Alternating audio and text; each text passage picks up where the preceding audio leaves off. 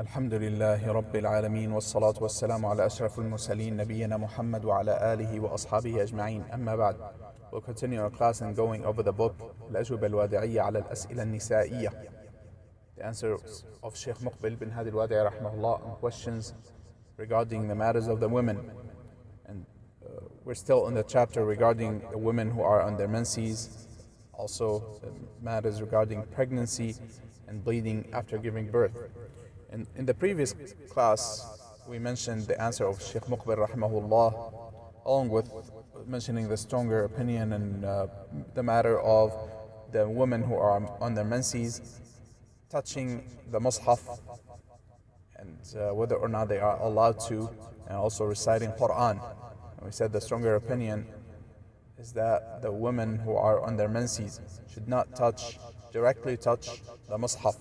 Rather, they are allowed to touch it with a barrier, such as gloves or a napkin or the likes, and that they are allowed to recite the Quran.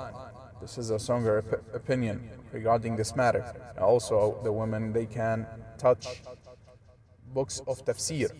So if they want to recite the Quran, they can touch a book of tafsir and recite from that, rather than touching the Quran, the Mus'haf itself. And we mentioned also, barakallahu feekum, that it is permissible for a woman who is in her menses to recite the Quran and to read from the Quran from any handheld device, electronic devices, because those don't take their ruling of the masahif.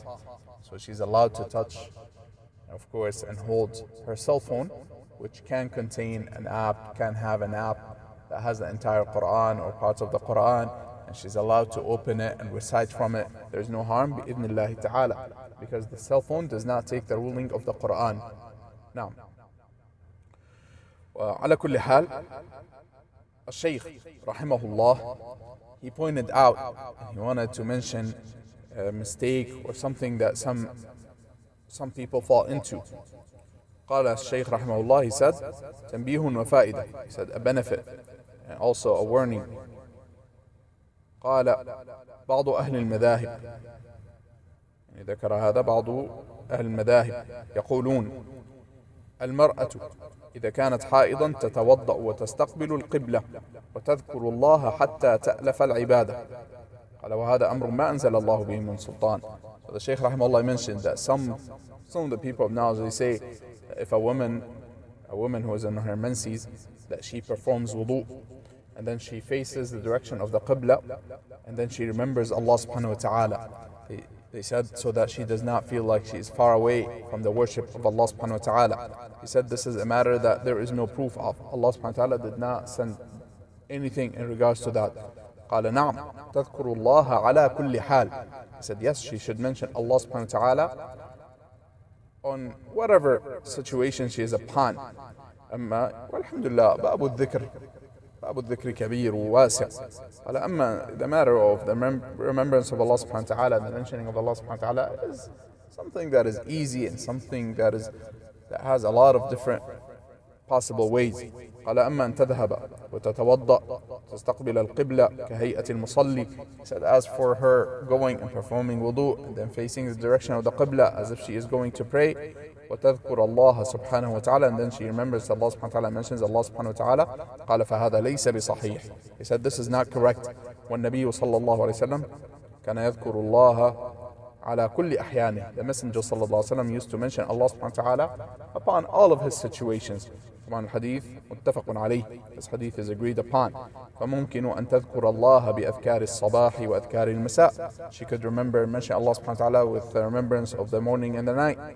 قال وهكذا أيضا أذكار النوم. Likewise, the remembrance of and the mentioning of Allah subhanahu wa ta'ala before sleep. وسائر الوقت كان النبي صلى الله عليه وسلم يذكر الله على كل أحيانه. And in all of her time, the Messenger صلى الله عليه وسلم used to mention Allah subhanahu wa ta'ala, remember Allah subhanahu wa ta'ala during all of his times. وهذا أمر بفضل الله تعالى ينبغي أن يتنبه إليه المسلم. This is a matter that the Muslims should pay attention to. أن يكثروا من ذكر الله سبحانه وتعالى, to remember and mention Allah سبحانه وتعالى. أمر الذكر أمر عظيم وهو يدفع عن الإنسان وساوس الشيطان، ويدفع عن الإنسان الأمراض، ويدفع عن الإنسان ذكر الله سبحانه وتعالى، يدفع عن الإنسان الشرور العظيمة. ينبغي أن نحصن أنفسنا بالأذكار، بأذكار الصباح والمساء، بأذكار النوم. هذه كالوقاية، كالحصن. أرأيت لو أن الإنسان جلس في داخل حصن، هل يأتيه العدو؟ لا يستطيع أن يأتيه العدو، إنما يأتيه إذا هو أضعف حصنه، ففتح أبوابا وفتح مداخل يدخلها العدو. وهكذا الشيطان عدو لنا، أخبرنا الله سبحانه وتعالى بعداوته لنا، فينبغي أن ننتبه إلى أنه عدو لنا، وأن نحصن أنفسنا بالأذكار، بذكر الله سبحانه وتعالى. So in general, the remembrance of Allah subhanahu wa ta'ala, the mentioning of Allah subhanahu wa ta'ala, is something that we should not be heedless of, and rather it is something that we should protect ourselves with. Allah subhanahu wa ta'ala protects the person by way of his remembrance, the person remembering Allah subhanahu wa ta'ala, mentioning Allah subhanahu wa ta'ala. The morning and the night, adhkar, the remembrance of Allah subhanahu wa ta'ala in the morning and the night, likewise before sleep. And other than that, from the different types of remembrance of Allah subhanahu wa ta'ala, they are like a castle that a person builds. They are like a castle that the person builds around himself and surrounds himself with. Imagine you have a fort. Imagine you have a fort that has walls all around it. Can the enemy enter into it? No, he cannot. The enemy cannot enter into this fort that has walls all around it. When does the enemy enter? Either when the enemy breaks those walls, which means they have weakness in them, they become weak. Or if you open up a gate, if you forget to close the gates, then the enemy enters. And we should know that the shaitan is our enemy. ألم أعهد إليكم يا بني آدم ألا تعبدوا الشيطان إنه لكم عدو مبين وأن اعبدوني هذا صراط مستقيم ولقد أضل منكم جبلا كثيرا أفلم تكونوا تعقلون. Allah subhanahu wa ta'ala said in the meaning of the ayah, have I not informed you, O children of Adam, that you should not worship the shaitan, for indeed he is a clear enemy to you, and rather worship me. This is the straight path, and he has misguided from amongst you many generations or many people.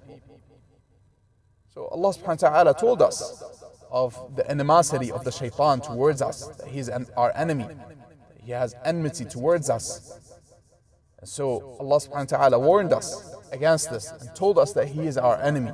The shaitan has promised Allah subhanahu wa ta'ala to try to misguide the people and try to lead the people astray.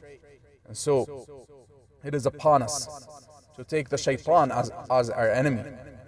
And by understanding his enmity towards us, we should protect ourselves from our enemy. And by Allah, the enmity of the shaitan towards us and the effect of the shaitan towards us is worse than the actual enemy that we can see, because this is an enemy that we cannot see. And he enters into our houses and he sees us and we cannot see him. إِنَّهُ يَرَاكُمْ هُوَ وَقَبِيلُهُ مِنْ حَيْثُ لَا تَرَوْنَهُمْ. He sees you, he and his people, when you don't see them. Allah subhanahu wa ta'ala told us about the shaitan, and he told us that he whispers to us, causes us to fall into sin, into following desires, as well as what is worse is doubts. He tries to put doubts in our minds and our hearts, to deviate us, to take us away from the straight path, the path of Allah subhanahu wa ta'ala.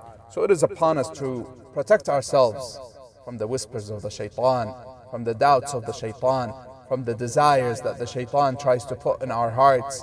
And the way to do so, from the greatest means, is of course to supplicate to Allah subhanahu wa ta'ala. And from the best of supplications are the supplications of the Messenger sallallahu alayhi wa sallam, which we find in the remembrance of Allah subhanahu wa ta'ala in the morning and the night. وقد قال النبي صلى الله عليه وسلم, the Messenger صلى الله عليه وسلم, he mentioned that when a person recites Ayatul Kursi before he sleeps, he will have a protection from Allah subhanahu wa ta'ala. He will have a protection from Allah subhanahu wa ta'ala from the shaitan. And likewise, when the person leaves his home and remembers Allah subhanahu wa ta'ala, mentions the remembrance of Allah subhanahu wa ta'ala for leaving the home, that he will be said to him that he is given sufficiency, he is given that which is sufficient for him, and that he is protected, and that he is guided. So, and the shayateen themselves start pushing each other away from the person by way of, as in the hadith, a shaitan will say to the other shaitan, he will say, if he tries to come and deceive him, he will say to him, he is protected. He is protected and guided and given that which is sufficient for him. And so the shayateen themselves start stopping each other from trying to harm the person and trying to whisper and misguide the person, merely by the remembrance, this very short remembrance. Bismillah tawakkaltu ala Allah wa la hawla wa la quwwata illa billah. So we should be diligent in mentioning Allah subhanahu wa ta'ala and the remembrance of Allah subhanahu wa ta'ala. And so, regardless of whether the woman is on her menses, and I know I went a bit far away from the topic and the book and the questions and the answers, but this is just a reminder for myself and my brothers and sisters who are listening, that we should protect ourselves, even the women who are in their menses. With the bounty of Allah subhanahu wa ta'ala, the remembrance of Allah subhanahu wa ta'ala continues. It does not stop because they are on their menses. Yes, they leave the salah, however that does not mean they leave the remembrance of Allah subhanahu wa ta'ala. So I ask Allah subhanahu wa ta'ala to guide all of us to that which is pleasing to Him. And inshallah we will continue in the next class if Allah subhanahu wa ta'ala allows us to, with the next question. ونكتفي بهذا المقدار وصلى الله وسلم وبارك على نبينا محمد وعلى آله وأصحابه أجمعين.